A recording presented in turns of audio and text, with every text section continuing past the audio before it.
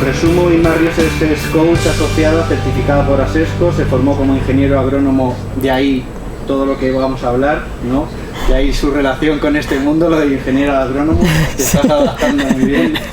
Por la Universidad Politécnica de Valencia realizó cursos de liderazgo y desarrollo personal en centros europeos como el Ravensbrück Park, el NCI, a lo largo de toda su trayectoria.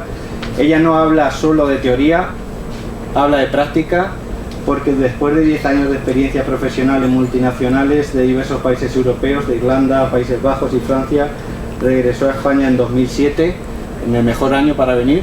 Desde luego.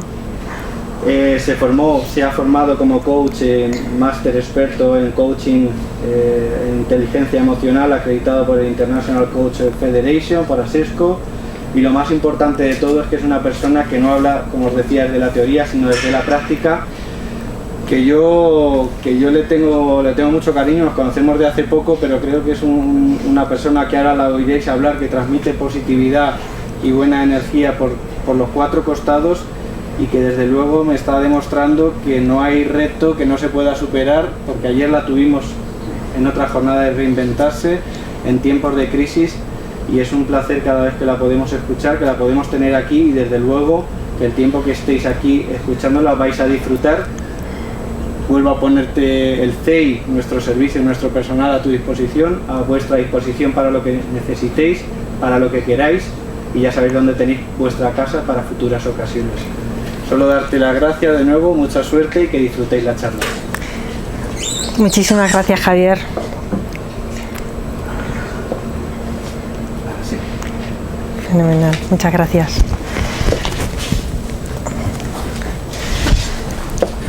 Bueno, pues muchas gracias a todos por estar aquí. Muy buenas tardes a todos. Para mí es un gran placer estar aquí con todos vosotros esta tarde. Y quiero agradecer especialmente a Javier y al CEI la oportunidad que me dan esta tarde de dar esta conferencia. Hace algún tiempo oí una cita que se me quedó grabada, que decía que no sobrevive ni el más fuerte ni el más inteligente, sino aquel que mejor se adapta a los cambios. Pues bien, trabajar en entornos internacionales, cruzar fronteras, trabajar con otros países, con gente con otros idiomas, es un gran cambio. Y cuanto mejor nos adaptemos a esos cambios, mejor nos va a ir, tanto a nosotros como individuos, como a nuestras empresas, a nuestras organizaciones y a nuestros negocios. Pues esta tarde vamos a hablar precisamente de eso. Como ha dicho Javier, yo he estado 15 años trabajando en entornos internacionales, 10 de ellos fuera de España, y durante mi trayectoria profesional me he dado cuenta que las diferencias interculturales, si no se gestionan adecuadamente, pueden llegar a ser una traba en los negocios, y de eso vamos a hablar esta tarde. Quiero mostraros también un gráfico que vi cuando estaba preparando esta presentación, que a mí me resultó muy significativo. Este gráfico es del ICEX y nos muestra las empresas exportadoras en los últimos años, del 2008 al 2012 concretamente. Pues bien, en este gráfico se ve que del total de las empresas exportadoras, el 72% lo hace puntualmente, son operaciones esporádicas. Solamente el 28% es capaz de mantener operaciones de exportación sostenidas en el tiempo. Y yo estoy segura que esto es una combinación de diversos factores, pero también estoy convencida de que uno de los factores que puedan influir para que una empresa no consiga consolidarse es probablemente el tema de la gestión intercultural, entre otros. Seguramente que hay muchos más, pero uno de ellos, y quizá no el menos importante, sería uno de ellos. Pues bien, de eso vamos a hablar esta tarde. Vamos a hablar de para qué internacionalizarse, qué necesitan las pymes, bueno, no solamente las pymes, también profesionales y autónomos que quieran ofrecer sus servicios fuera de España para internacionalizarse, la importancia de los factores interculturales, ¿Cuáles son las principales diferencias interculturales en el entorno de trabajo? ¿Qué ocurre cuando se ignoran estas diferencias? Y os voy a hablar un poquito también de coaching intercultural. ¿Qué es y para qué sirve? Bueno, pues ¿para qué internacionalizarse? Pues puede que tengamos un producto o un servicio que sea de interés para otros países, bien sea por innovación, por precio, por exclusividad, o puede que alguno de nuestros clientes se haya internacionalizado y quiera mantener su base de clientes. O también puede ser que debido a la recesión económica, debido a la crisis, empresas o profesionales que han perdido demanda nacional quieran cubrir esa demanda que les falta en el exterior. Cualquiera de los motivos, lo que sí que está claro es que la internacionalización no es algo exclusivo de las grandes empresas. Una pequeña o mediana empresa también se puede internacionalizar, incluso un profesional, un ingeniero o un arquitecto puede ofrecer sus servicios fuera de nuestras fronteras. Os voy a poner un ejemplo de los que estuvisteis ayer en el desayuno. Ya visteis el ejemplo de Cascajares, pero no es igual que el de ayer, este es un poquito diferente. Aquí habla de exportación. Nos van a hablar, es un empresario español de Valladolid que empezó desde lo más básico y ahora se han internacionalizado, y nos habla de lo que es para él la exportación, lo que ha supuesto para él. Lo voy a poner.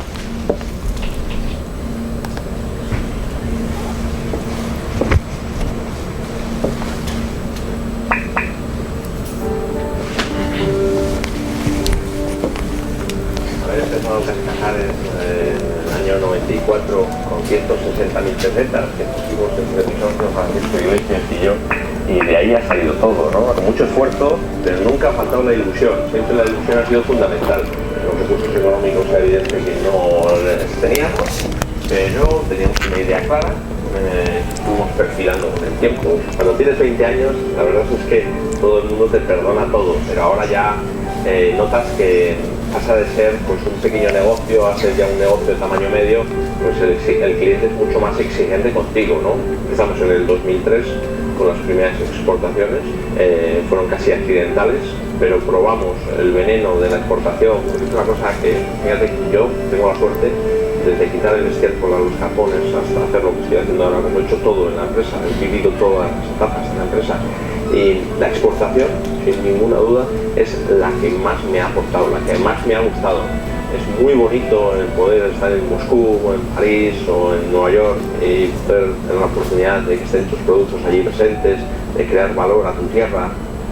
Para mí lo que más me cuesta es intentar ser intuitivo. Creo que la intuición es fundamental en un emprendedor, ¿no? Hay que saber llegar pronto a las cosas y hay que saber salir pronto. Mi esfuerzo diario es eso, intentar buscar la mejor solución para cada problema, ¿no? Tu objetivo tiene que ser el primero en el mercado, pero nunca llegas a ser el primero, porque el día que te creas que eres el primero, empieza el principio de tu fin. Eso lo tengo clarísimo. Pero yo me moriré intentando ser el primero. Vale, pues Cascajares, como habéis visto, empezaron siendo muy pequeñita, una empresa muy pequeñita, y ahora en estos momentos tienen una planta en Canadá, y lo último que han hecho es el pavo de Acción de Gracias precocinado con la receta de también otro cocinero internacional, José Andrés. El pavo de Acción de Gracias para exportarlo a América, el famoso pavo que sale en todas las películas americanas, pues ese, pero precocinado. Así que, y nos habla del veneno de la exportación, de que es una de las mejores experiencias que he tenido. Vale, pues ¿qué necesitan las pymes para internacionalizarse? Bueno, pues hay una serie de factores técnicos que son evidentes, que son necesarios, como estudios de mercado, requerimientos técnicos, definición de precios, condiciones de pago, certificaciones, requerimientos legales, temas de logística. En eso todos estamos de acuerdo que son necesarios. Pero en esto no me voy a adentrar porque hay muchos otros profesionales que saben mucho más de esto que yo, como por ejemplo María Ángeles Mora, que está aquí entre nosotros. Y Yo he estado 10 años trabajando fuera, pero nunca he estado en un departamento de exportación. O sea, no soy experta en exportación. Sí que he estado 15 años trabajando en entornos internacionales, 10 de ellos fuera de España. Pero en tema de exportación hay otros muchos profesionales que saben mucho más que yo. Pero hay otros factores interculturales, como son la comunicación, las relaciones interpersonales, culturas de trabajo, costumbres, valores, etc. Y estos factores sí que es verdad que la gran mayoría los ignora, o bien porque los desconoce, o bien porque no le da la importancia que tienen. Vale, ¿y qué importancia tienen estos factores interculturales? ¿Por qué pueden ser tan importantes? Bueno, pues pueden llegar a ser la clave para mantener relaciones de negocio fructíferas y duraderas. Pueden que sean lo que marque la diferencia entre operaciones puntuales o operaciones sostenidas en el tiempo. Y otro dato, el 50% de las operaciones de fusión y adquisición fracasan por ignorar los factores interculturales. El 50%, ni más ni menos. Pues bien, ¿qué son esas diferencias culturales? Pues hay una parte visible, que son los comportamientos, las costumbres, el idioma, los horarios. Esto es bastante evidente, cuando uno sale fuera es bastante visible. Pero hay una parte que no es visible y que por tanto es más difícil de gestionar, como formas de pensar, valores, creencias, normas, formas de sentir, o aquellos aprendizajes que tienen que ver con la identidad de una cultura. Pues bien, vamos a ver algunos ejemplos. Antes de poner el vídeo es en inglés y es un poquito rápido, pero para que lo podáis seguir sin mucho problema, os cuento algunos ejemplos. El vídeo se titula 10 formas increíbles de ofender a alguien en otros países. Son 10 gestos, 10 cosas inocentes que cualquiera podríamos hacer, totalmente inocentes, pero hechas en otro país o en otro contexto pueden llegar a ser no solo un problema, sino una ofensa o incluso un delito. Por ejemplo, en Japón, cuando te dan una tarjeta de visita, o en los países orientales, cuando te dan una tarjeta de visita la debes coger con las dos manos. Si tú coges la tarjeta y te la metes al bolsillo es una ofensa.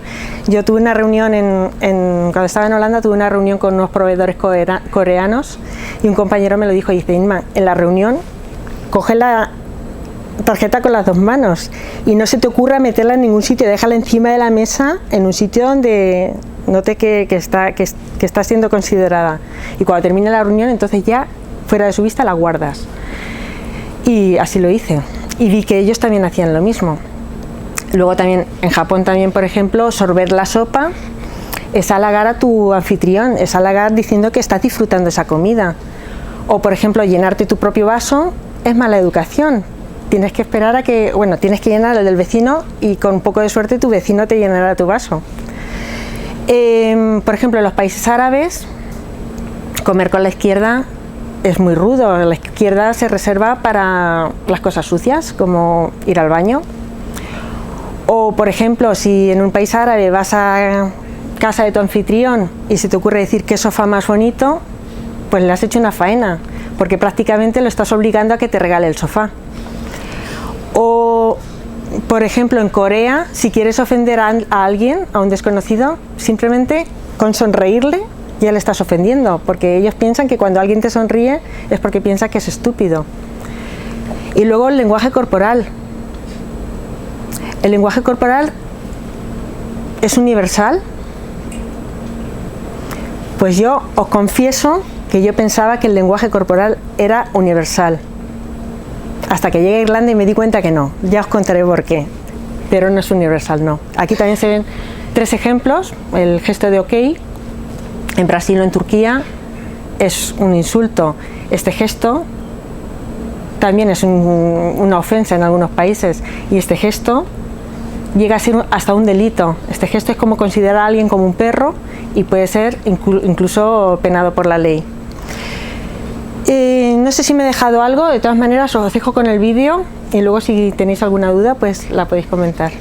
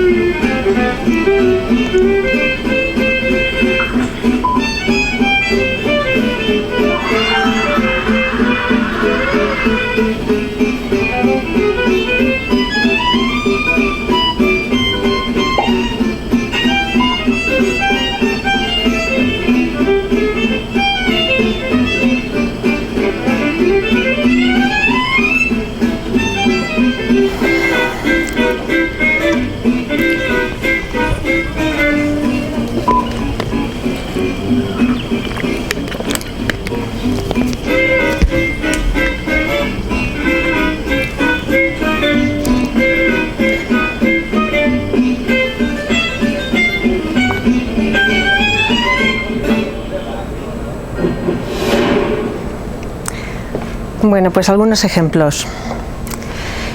¿Y qué dimensiones culturales utilizan los sociólogos para clasificar unas culturas u otras? Pues hay 4 parámetros principales, pero bueno, habrá más, pero estos son los principales. Individualismo frente a colectivismo. Hay sociedades que son mucho más individualistas y otras sociedades que son mucho más centradas en la sociedad. Las jerarquías, hay sociedades que son mucho más piramidales y otras que tienen estructuras mucho más horizontales. La forma de comunicarse, hay culturas que dicen lo que tienen que decir directamente, sin tapujos, sin rodeos, y otras sociedades que son mucho más indirectas, que utilizan mucho más giros, metáforas a la hora de comunicarse. Por ejemplo, en Holanda son súper directos, cuando tienen que decir algo te lo dicen directamente. Y luego monofuncionales y multifuncionales, monotarea, multitarea. Si esto no es exclusivo de hombres y mujeres, esto también es en culturas. Hay culturas que no conciben hacer varias cosas a la vez y en países nórdicos eso es muy evidente. Y otras culturas que son multifuncionales, son capaces de estar en la oficina contestando el teléfono, escribiendo un email y a la vez diciéndole al compañero que se baja ahora a tomar el café. O sea, eso en otras culturas no se concibe. Entonces, según estos criterios, ¿qué tipos culturales hay? Quiero hacer el inciso de que aquí voy a hablar de tipos culturales a nivel de sociedad. Eso no significa que haya individuos dentro de estas sociedades que no se ajusten a esos patrones, ¿vale? Estamos hablando a nivel global, a nivel de culturas, a nivel de sociedad, ¿vale? Luego puede haber, si decimos que a los alemanes les gusta mucho planificar, luego puede haber un alemán que le gusta improvisar, ¿vale? Pero en general hay 3 tipos culturales. El primero de ellos sería activo-lineales. Activo-lineales significa que cuando actúan lo hacen linealmente, hacen una cosa al tiempo. Habla más o menos la mitad del tiempo, hablan y escuchan, son monotarea, planifican muy cuidadosamente, paso a paso y con tiempo. Son educados, pero lo que tienen que decir lo dicen directamente, se enfrentan utilizando mucho la lógica, están muy orientados al trabajo, se basan en hechos, orientados a resultados. Las agendas son muy importantes, se ciñen a sus agendas. Los acuerdos por escrito, incluso una conversación telefónica, para validarla luego se pasa un correo para confirmar lo que se ha dicho. Y el lenguaje corporal es limitado. El siguiente tipo serían los multiactivos. Hablan la mayor parte del tiempo, por tanto la escucha es quizá un poquito la asignatura pendiente. Son capaces de hacer muchas cosas a la vez, tienen gran capacidad multitarea. Planifican, pero superficialmente, un poquito sobre la marcha, y tienen gran capacidad de improvisación. Son bastante flexibles a la hora de planificarse. Son bastante emocionales, para bien, y quizá no tan para bien. Emocionales porque pueden llegar a poner mucha pasión en cuanto hacen algún proyecto, algún trabajo, pero también los enfrentamientos son más impulsivos. Más orientados a la gente, las emociones tienen mucho peso, a veces más incluso que los hechos. Muy orientados a las relaciones, más caóticos, aunque también puede ser un caos organizado. Esto también tiene que ver con el tema multitarea. Cuando haces muchas cosas a la vez, pues eso también genera más caos. Los acuerdos verbales tienen validez, aunque no hace falta poner absolutamente todo por escrito, y el lenguaje corporal es abundante. Y luego están los reactivos, que son muy buenos escuchando, reaccionan ante las acciones de sus socios, por eso son reactivos. Son educados, pero bastante indirectos. Cuando te tienen que decir algo, dan mucho giro. Intentan evitar el enfrentamiento, muy orientados a la gente, lo que dicen lo cumplen.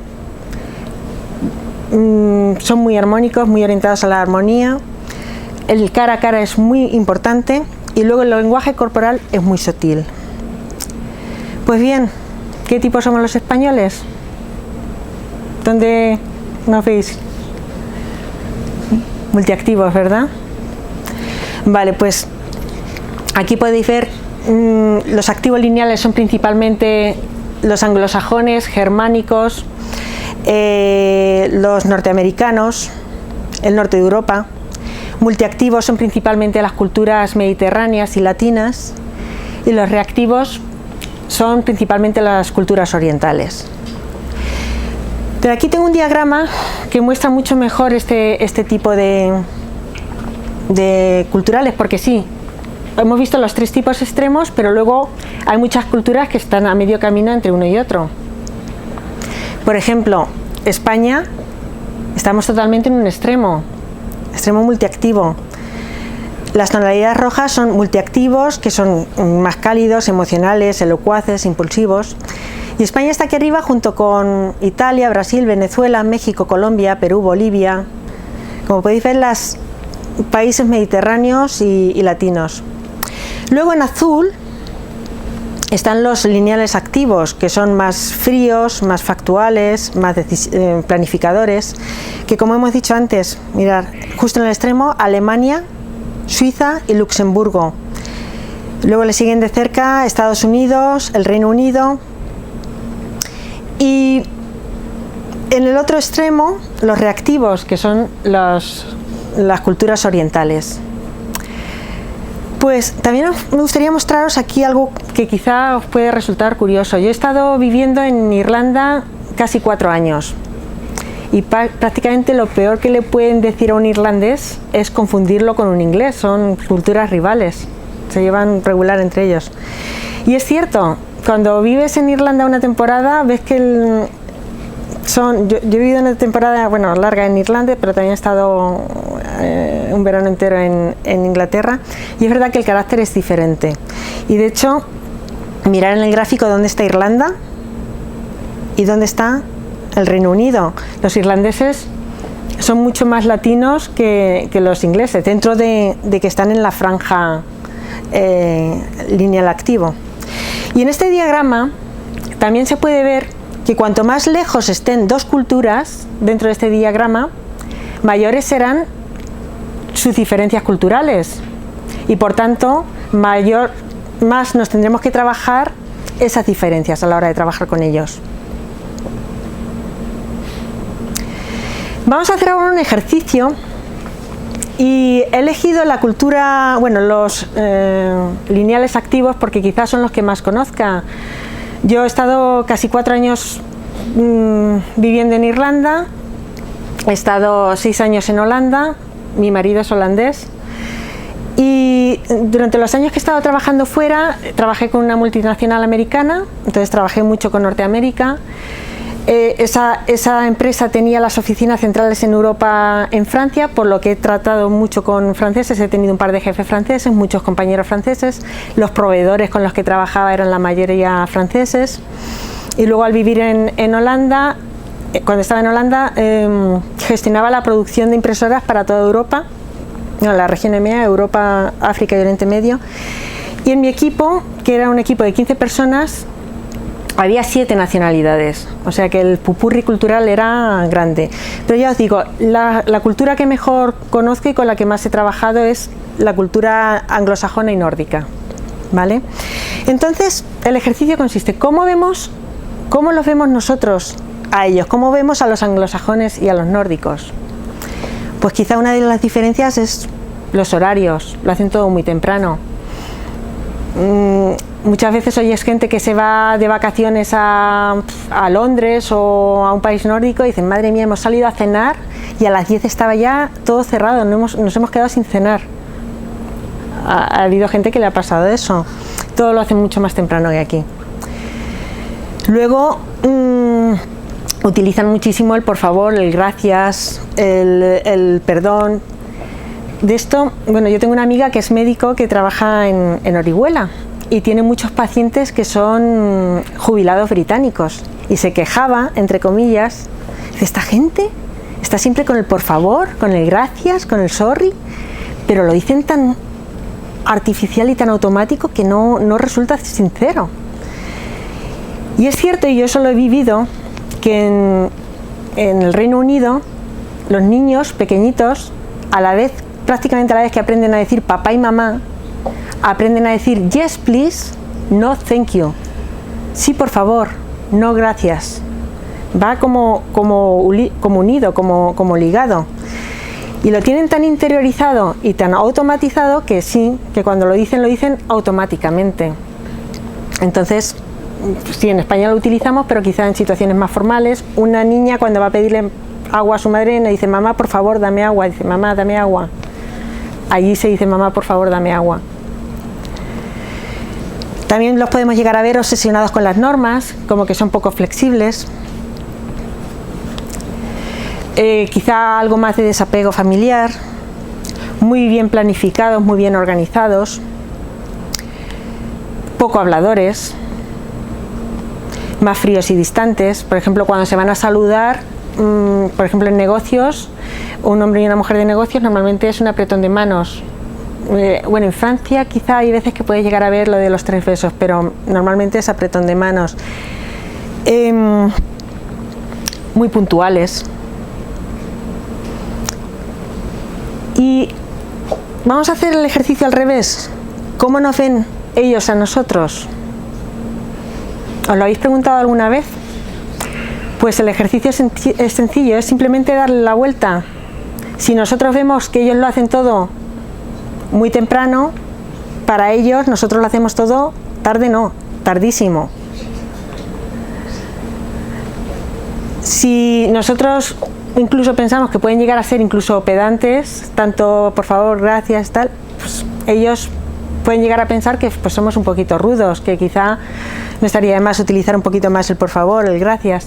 Estoy poniéndolo tal y como podrían vernos ellos a nosotros, ¿de acuerdo? Lo de las normas y los sistemas, pues según ellos, pues sí, las utilizamos, pero cuando estamos en alguna emergencia, cuando ya estamos en una situación con un problema gordo. Pueden llegar a sentir que invadimos su territorio, demasiado contacto físico a la hora de saludar. Por ejemplo, sí, en España 2 hombres que se aprecian pues se pueden llegar a dar un abrazo. Ellos se pueden llegar a sentir intimidados, estás un poquito invadiendo su terreno. No sé si os habéis percatado alguna vez cuando Sarkozy y Angela Merkel se veían tan a menudo. Claro, Sarkozy siempre la invadía con 3 besos y a ella se le notaba así como un poco entrecortada, y es, claro, ella alemana, el francés, pues ahí se veía el área de privacidad es diferente en esos países. Sobre valoración de las relaciones personales. Les llama la atención que, por ejemplo, cuando tratamos con una empresa y tenemos una persona de contacto y nos cambian a esa persona de contacto, los españoles tendemos a buscar a esa persona dentro de esa empresa aunque esté en otro puesto diferente. Ellos ven más el trato de empresa a empresa, mientras que en España vemos más el trato de persona a persona. Eso a ellos les llama bastante la atención. Los procesos de negociación caóticos y muy largos, según ellos. Quizá también porque todos tendemos a hablar a la vez. Esto les saca bastante de quicio y es verdad que lo hacemos sin darnos cuenta, ¿vale? Un poquito impuntuales, eso también. Y luego la gran importancia de las comidas o cenas de negocios. Es cierto que en otros países también hay comidas y cenas de negocios, pero quizá en España tenga una connotación algo más social. Le damos quizá más importancia. Y cuidado con la elección del menú. En esto os voy a contar una historia real que pasó. La única española que había en la escena era yo, pero fue un tema de choque cultural con el menú. Yo estaba entonces en Irlanda, yo era ingeniero de compras, y yo estaba en el departamento de cadena de suministro. Ese departamento anteriormente estaba en Francia, pero lo trasladaron a Irlanda. Entonces los proveedores que tenía esa cadena de suministro eran principalmente franceses, sobre todo uno de ellos que tenía un gran volumen de negocio con nosotros. Pues cuando se trasladó la operación a Irlanda empezaron a surgir pequeños roces, pequeñas problemillas. Entonces ese proveedor tuvo la iniciativa de invitarnos a sus instalaciones y de ofrecernos una gran comida. Nos llevó al mejor restaurante de Orleans, en Francia, un restaurante lujosísimo, una sala exclusiva para nosotros, cubertería de lujo, vajilla de lujo, no escatimó en detalles. Nos sentamos a comer, estábamos mi jefe, que era irlandés, mis dos compañeras gestoras de compras, que eran también irlandesas, yo que era española, y luego el proveedor, que era francés, que era un señor que hasta entonces nunca había cruzado fronteras porque la empresa estaba a 2 kilómetros de su fábrica, y la chica es que era la que traducía todo. Pues vale, nos sentamos a comer, nos pone el plato de comida, también había una tarjetita con lo que iba a ser el menú, como en las bodas. Nos pone la comida y dice mi compañera, ¿la pan? ¿Qué es esto de la pin? ¿La pan? Digo, conejo. Bueno, conejo. Se le descompuso la cara.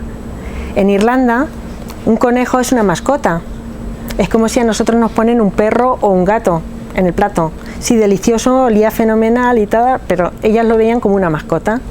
Bueno, claro, el anfitrión, cuando su ayudante le tradujo lo que estaba pasando, pues enseguida llamó al chef y nos tenían que cambiar el menú, pero inmediatamente. Pero claro, en un restaurante de ese tipo no funciona como en las tascas de la feria. Ese sitio para cambiarte el plato lleva su tiempo. La comida se dilató eternamente. Al final nos pusieron un filete con patatas, terminamos a las 1000 y cuando terminamos de comer prácticamente nos teníamos que ir porque teníamos que coger el avión. O sea que esa comida de negocios que este proveedor había organizado para suavizar la relación, para mejorar pues eso, las cosillas que habían surgido, no solo no mejoró la situación, sino que la empeoró todavía más. Cuidado con la elección de menú. Aquí en España podríamos a lo mejor ofrecerle a alguien un delicioso estofado de rabo de toro y podríamos estar metiendo la pata hasta el fondo. Vale, pues ¿cuáles son las principales diferencias culturales? Vamos a centrarnos ahora en el entorno laboral, en el entorno de trabajo. La puntualidad. Si trabajáis con países, sobre todo anglosajones, germánicos, del norte de Europa, incluso de Norteamérica, cuidar muchísimo la puntualidad. Tanto a la hora de acudir a una reunión, como una conference call, como a la hora de entregar un proyecto, una tabla de precios, lo que sea. La puntualidad es muy importante. La gestión de las reuniones. La gestión de las reuniones antes, durante y después. Como hemos visto antes, esta gente le gusta mucho planificarse con tiempo. Trabajan con su agenda. Les gusta saber de antemano cuándo se tienen que reunir. Pero no solamente la fecha y la hora de comienzo, sino también cuándo va a terminar, o sea, la duración de la reunión, quién va a asistir a esa reunión y qué puntos se van a tratar en esa reunión. Luego, durante la reunión, pues el tema de intentar no hablar todos a la vez, el respetar el turno de palabra. Y luego, tras la reunión, en España se hace, si la reunión tiene la envergadura suficiente, pero en estos países se hace casi por norma en cada reunión. Después de la reunión, pasar el acta de lo que se ha hablado en esa reunión.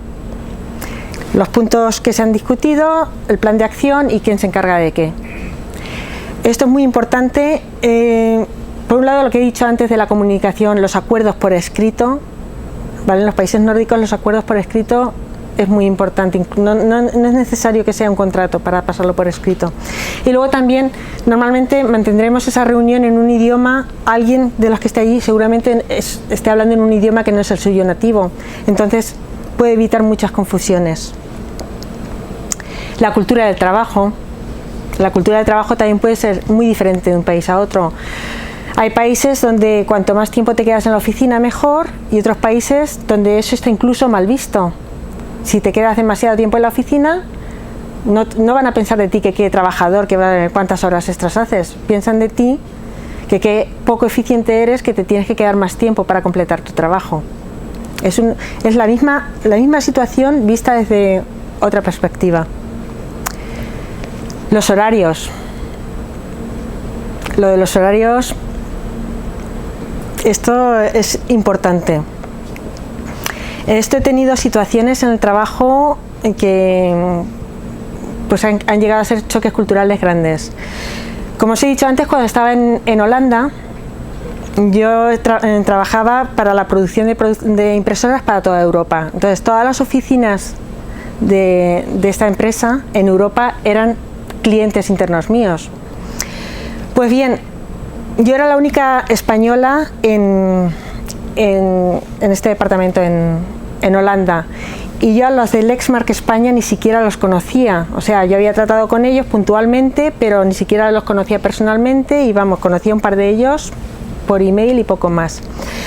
Pues bien, cuando cualquier persona de cualquier oficina de Lexmark en Europa, da igual si era Alemania, Holanda, Francia, da igual, si era entre las 2 y las 4 de la tarde y habían intentado un par de veces localizar a alguien en la oficina de Lexmark España y no lo habían conseguido, ¿adivináis a quién llamaban? A mí. Y a lo mejor ni siquiera conocía a la persona, pero me llamaban: Inma, por favor, mira, tenemos una emergencia y no conseguimos localizar a nadie en las oficinas de Madrid, a ver si nos puedes echar una mano, tal. Digo, si es que estarán comiendo. Sí, pero es que estamos llamando desde las 2 de la tarde, tal. Y claro, yo intentaba explicarles que de las 2 a las 4 pues es difícil localizar a gente porque la gente sale a comer. Bueno, ellos directamente nos visualizaban en una hamaca echando la siesta, ¿vale? Les costaba mucho entenderlo, y además, sobre todo si tenían un tema urgente, pues les irritaba bastante. Pero es que también tenía la situación inversa. Había días que yo estaba allí en Holanda, llegaba una llamada: anda, me están llamando de España. Me llamaban: hola Inma, oye, es que no hay nadie en la oficina, estamos llamando que tenemos una operación súper importante con el Corte Inglés, tenemos que mandarlas. Sí, pero es que ya no hay nadie aquí. ¿Cómo es posible si tampoco es tan tarde, son las 8 de la tarde? Sí, a partir de las 5, incluso como mucho hasta las 6 hay aquí gente, pero a partir de las 6 ya no pillas a nadie. Pues igual, otro choque. Y entre el tramo, bueno, ellos normalmente en el norte de Europa comen entre las 12 y la 1. Entre las 12 y la 1 comen ellos, entre las 2 y las 4 comemos nosotros. Hay un intervalo de 3-4 horas donde el tema de los horarios es bastante conflictivo. Entonces, si pensáis internacionalizar o si pensáis trabajar con empresas de otros países, pensar cuidadosamente el tema de los horarios, por lo menos el tema de flexibilizarlo. Y en esto quiero hacer un inciso, aprovechando que Carlos Muñoz está aquí.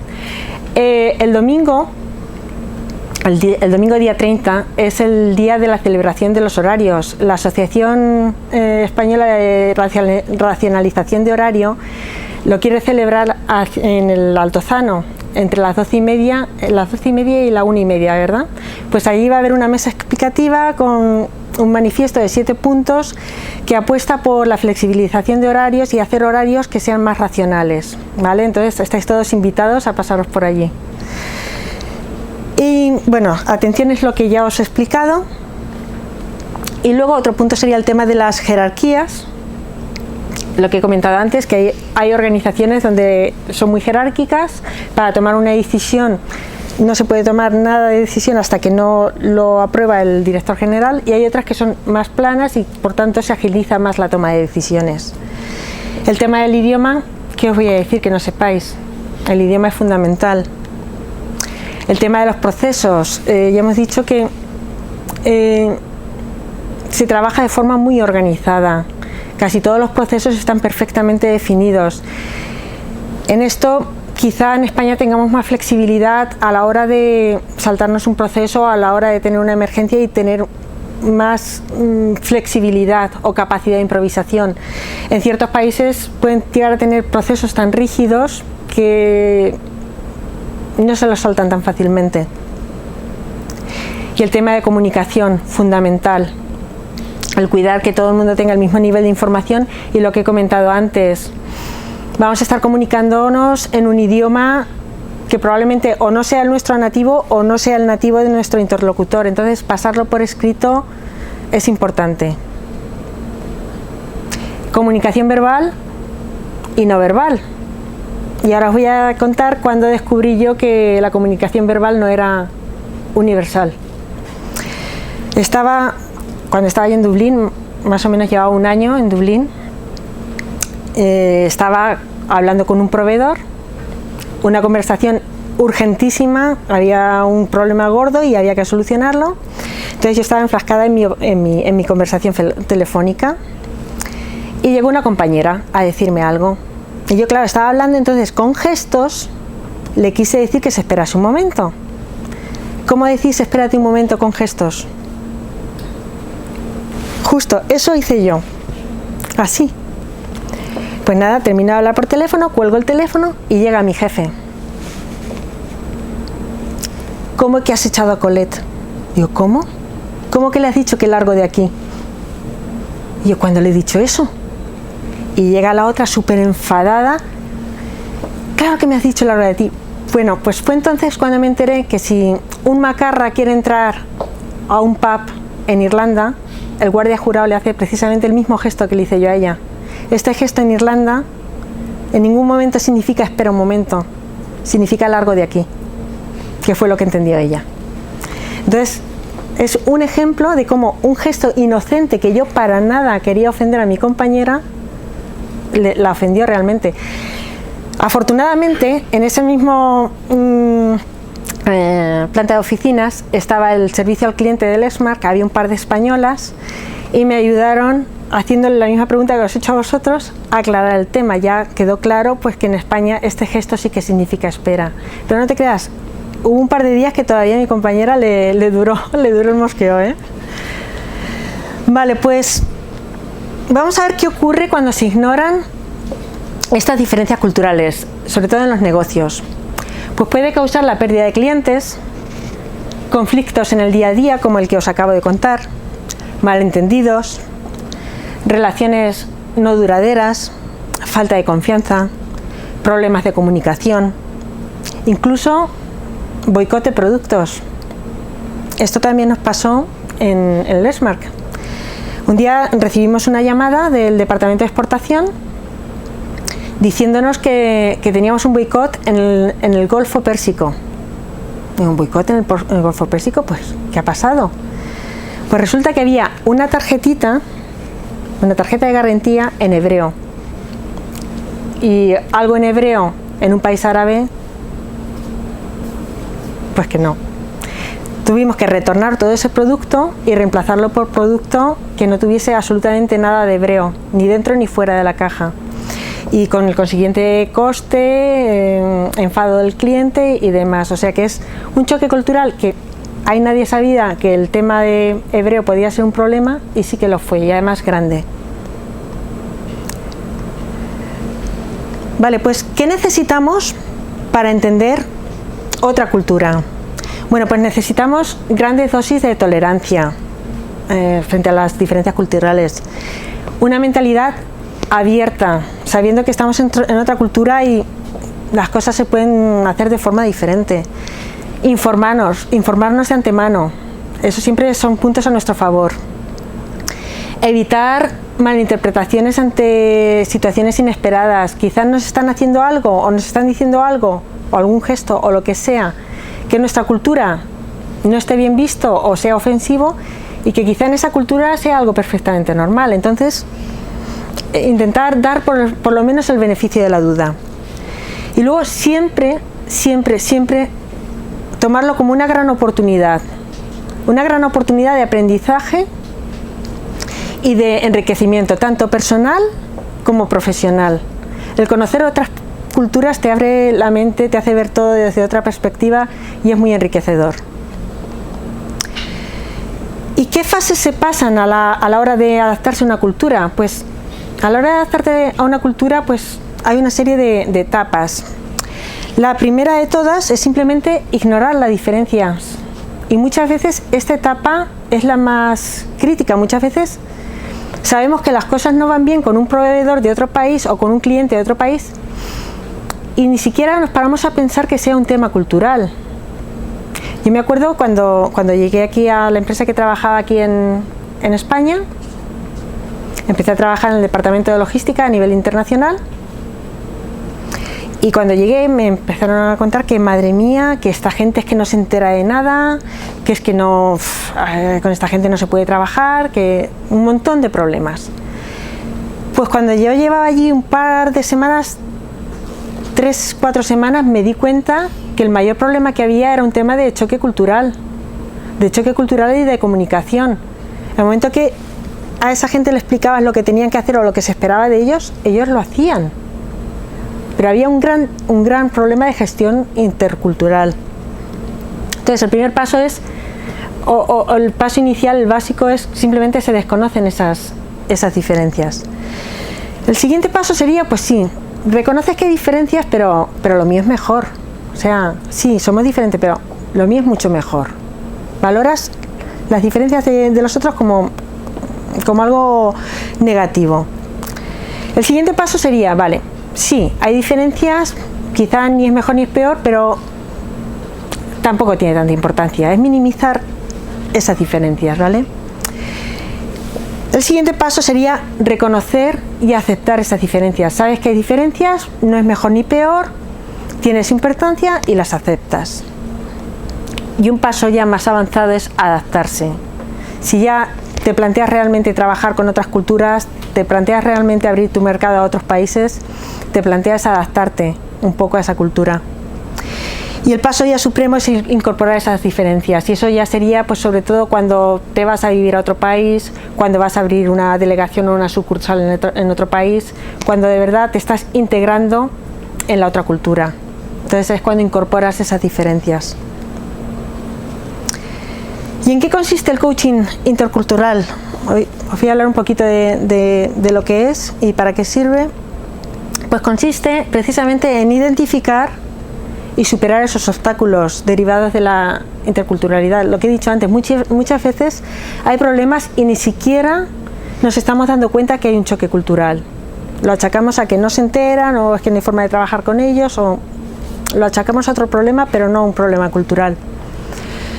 El fortalecer la empatía, el ser capaces de ponernos en los zapatos del otro con esas diferencias culturales.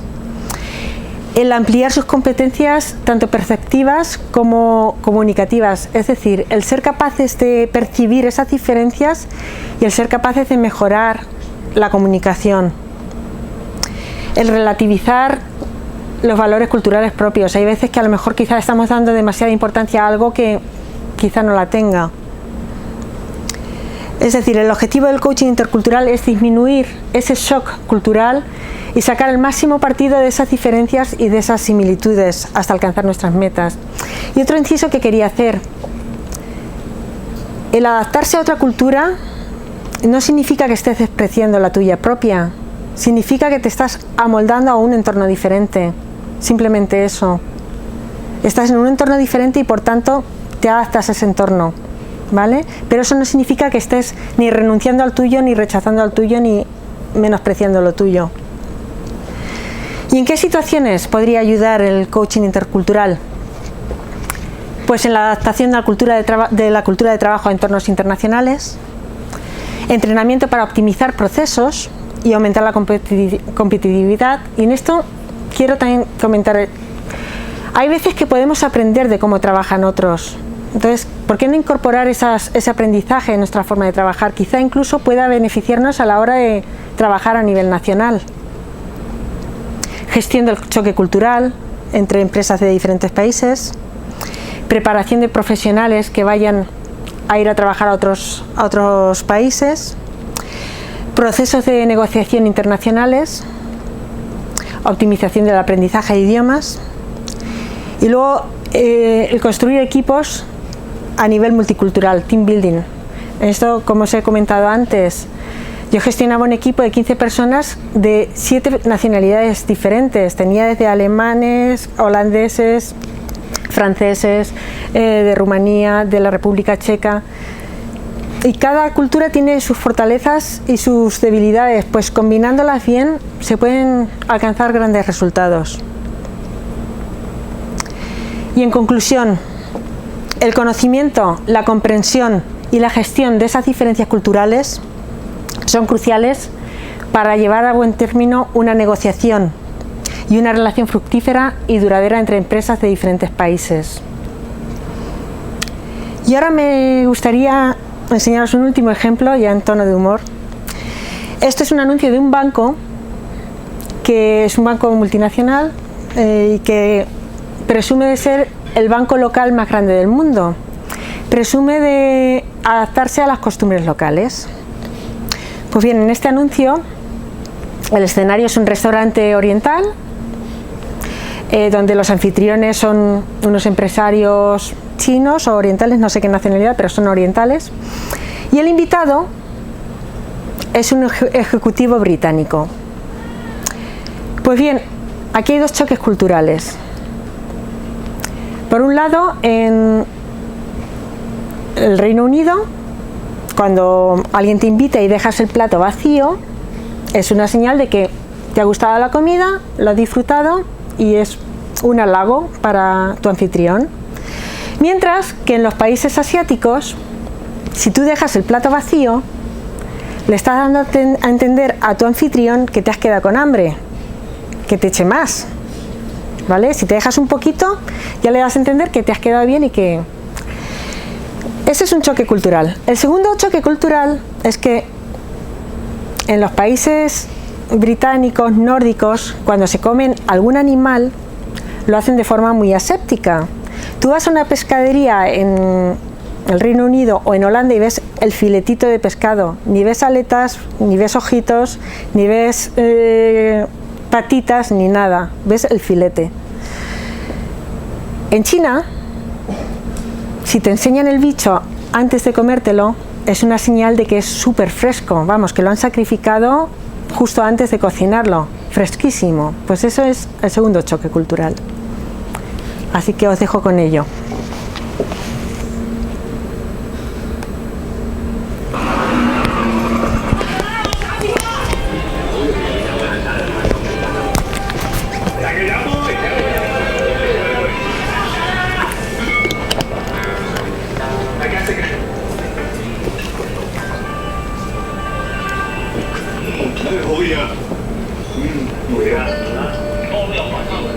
The English believe it's a slur on your host's food if you don't clear your plate. Whereas the Chinese is questioning their generosity if you do. At HSBC, we never underestimate the importance of local knowledge. Which is why we have local banks staffed by local people in more countries than anyone else. Okay. HSBC, the world's local bank. Bueno, pues termino como he empezado. Salir fuera, cruzar fronteras es un gran cambio. Cuanto mejor nos adaptemos a ese cambio, mejor nos va a ir tanto a nosotros como a nuestros negocios. Muchas gracias.